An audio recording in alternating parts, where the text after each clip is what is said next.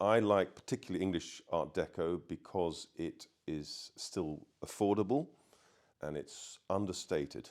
It's got a nice kind of softer, gentler feel about it than some of the very geometric, strong Art Deco from Northern Europe. So the problem we've got in England is that the Deco pieces in furniture terms, sadly, very little of it's signed. So we have to go on our own knowledge of the stock that we see in how it's produced and made. There are two main producers, Hill and Epstein Brothers, and their furniture, I think, is probably some of the best furniture. Betty Joel, she's coming into prominence, and her styles, darker timbers, beautifully made. Token Works is the factory, more influenced from ships. Here you've got a Betty Joel monster sort of linen press cupboard. What's lovely about Betty Joel's works, they're all signed on the back with the makers of the piece itself, whoever the craftsman was. Again, so modern, because you've got here the hidden handles. So instead of having a handle, you can just open the drawers. How modern is that? That's what you get in a modern kitchen today. So, and this is dated 1931. The timbers are amazing. It's Macassar ebony and walnut. And again, they probably use a light interior. Yeah, so it's a lovely satin birch interior. Her works are wonderful. And again, she's coming up in value because people are beginning to realize the quality of the workmanship.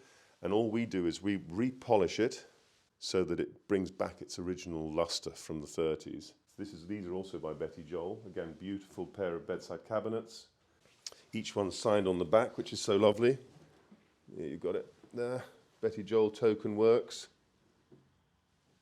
And the maker and the date and the craftsman.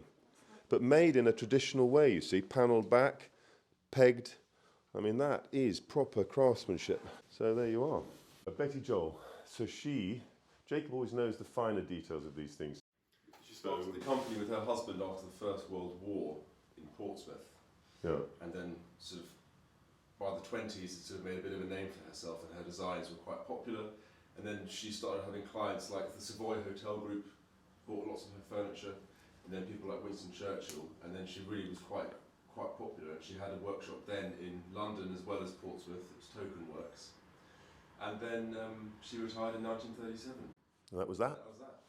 So that's right. But all these pieces are dated. So when we were talking earlier about the fact it's so sad that Epstein Brothers didn't stamp their works, she did.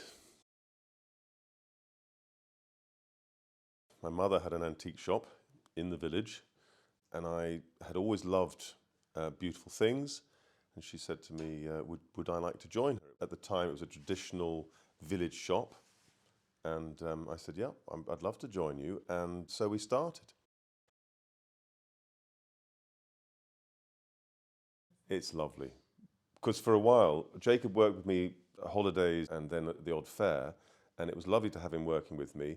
And then he said, I'm not really interested. It's not for me. Off he went traveling.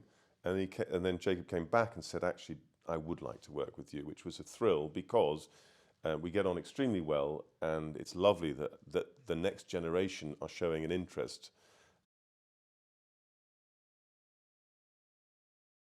Very much so. And put much more out there. It was a saviour that we were already obviously online with American customers and what have you. So in a way, thank goodness we had all that set up, and all we had to do is focus more energy on it. Yeah, that did save us, because obviously we lost all the fairs at that very moment when was it, March 2020. And suddenly, no more fairs, income dropped, but it was picked up because I think a lot of people suddenly were buying online. Particularly America was very buoyant at the time. So thank you, America. And Europe was very strong until Brexit came along, and we've noticed a big drop-off since then. So I try to stay calm about Brexit, but some of my dealer friends are Brexiteers, and I stay very quiet. But for me, there was definitely more business to be had in Europe before we separated.